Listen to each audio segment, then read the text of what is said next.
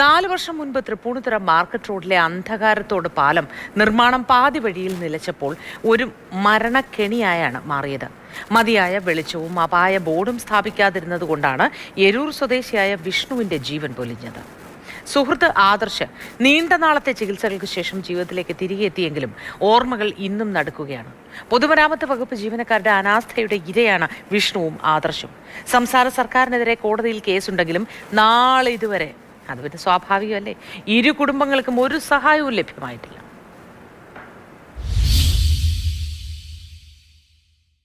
ഇപ്പോഴും ഭയപ്പെടുന്ന കാര്യം എന്ന് വെച്ച് കഴിഞ്ഞാൽ ഞാൻ പറയും, ഇവനെ എവിടെ പുറത്തു പോയാലും ഒരു സമയപരിധി കഴിഞ്ഞാൽ ഞാൻ വിളിക്കും. ഇവൻ അന്നേരം ഫോൺ എടുത്തില്ല, ഇനി 5 മിനിറ്റ് തിരിച്ച് തന്നെ വിളിക്കും. ഇത് 8 പ്രാവശ്യം വിളിച്ചിട്ട് എടുത്തില്ല. 9ാമത്തെ പ്രാവശ്യം എടുക്കുന്നത് തൃപ്പൂണിത്തുറ സ്റ്റേഷനിൽ കോൺസ്റ്റബിൾ എടുക്കുന്നത്. അപ്പോൾ ഇവൻ ഫോണിൽ വീഡിയോ അങ്ങനെ ഡാഡി കൂളുന്ന ഒരു പ്രീ പിള്ളേരാണല്ലോ. അപ്പോൾ എൻ്റെ മോൻ്റെ ഫോണാന്ന് പറഞ്ഞു. ഇത് തൃപ്പൂണിത്തുറ സ്റ്റേഷനിലാണ് ഫോണിരിക്കണേ, ഈ ആൾക്കൊരു ആക്സിഡൻറ്റ് പറ്റി മേടിക്കണം. അപ്പോൾ പെട്ടെന്ന് അങ്ങ് ഇതായി.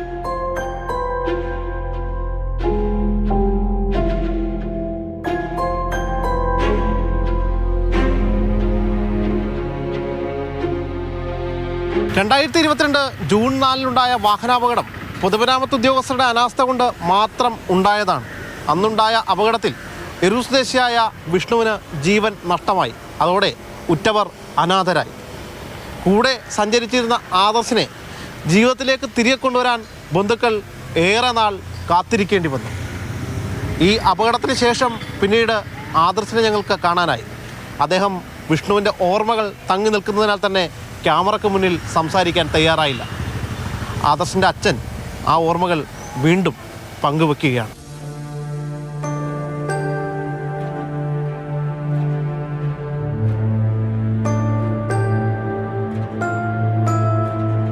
ഒരു മാസത്തോളം ആശുപത്രിയിൽ കിടന്ന്, പിന്നെ ഒരു മാസങ്ങൾക്ക് ശേഷം വീണ്ടും പോയി ഫിസിയോതെറാപ്പി കിടക്കേണ്ടി വന്നു. ഇപ്പോൾ കുഴപ്പമില്ല, അവൻ ജോലിക്കൊക്കെ പോകുന്നുണ്ട്, വലിയ കുഴപ്പമില്ലാണ്ടൊക്കെ പോകുന്നുണ്ട്. ഇപ്പോൾ ഈ അടുത്ത അവൻ്റെ വിവാഹം കഴിഞ്ഞ്. പക്ഷേ ആ ഒരു സമയത്ത് കുറച്ച് നാളത്തേക്ക് ഞാൻ വളരെ സാമ്പത്തികമായിട്ടും എല്ലാ രീതിയിലും ബുദ്ധിമുട്ടി.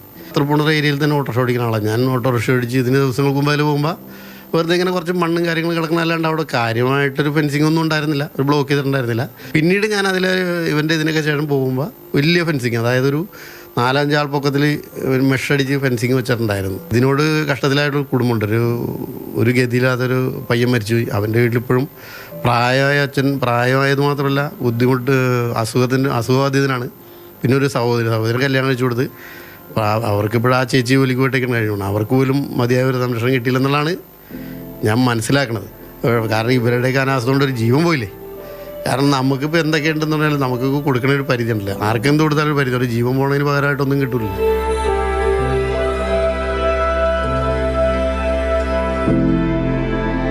പ്രാദേശികമായിട്ട് കുറേ സഹായങ്ങളൊക്കെ കിട്ടിയിട്ടുണ്ട്. അല്ലാതെ വേറെ സർക്കാർ സംവിധാനങ്ങളോ അല്ലാതെ MLA-യുടെ ഭാഗത്തുനിന്ന് അങ്ങനെയൊന്നും ഇതിലുണ്ടായിട്ടില്ല.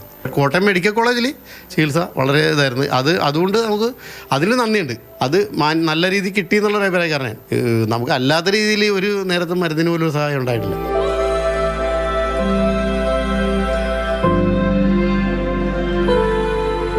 ഞാൻ ചോദിക്കുന്നത്, സംഭവിച്ചതിന് ശേഷം യുദ്ധകാലാടിസ്ഥാനത്തിൽ ഇങ്ങനെ ഫെൻസിങ് വരുന്നിരുന്നെങ്കിൽ വന്നിട്ടുണ്ടല്ലോ, അപ്പോൾ അതിനു മുമ്പ് അത് വരില്ലായിരുന്നു. കാരണം ഒരു അപകടം ഉണ്ടാകാൻ സാധ്യതയുണ്ടെന്നുള്ള മുൻകൂട്ടി കാണുമല്ലോ. അപ്പോൾ ആരും കണ്ടില്ല. ഇത് സംഭവിച്ചപ്പോൾ ആർക്കും ഉത്തരവാദിത്തമില്ല. ഞങ്ങളുടെ ഉത്തരവാദിത്തമല്ല, ഞങ്ങളുടെ ഉത്തരവാദിത്തം എല്ലാ ഡിപ്പാർട്ട്മെൻറ്റുകാരും പറഞ്ഞു.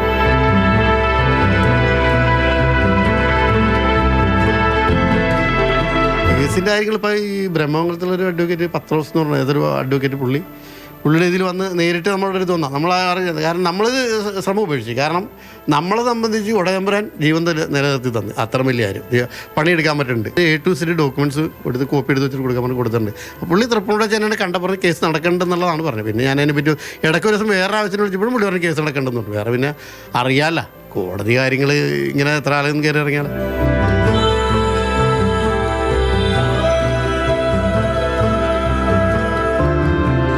ഇപ്പം 4 കൊല്ലമാണ്. ആ ഒരാഴ്ച ഭയങ്കര വാർത്തയും പ്രശ്നങ്ങളൊക്കെ ആയിരുന്നു.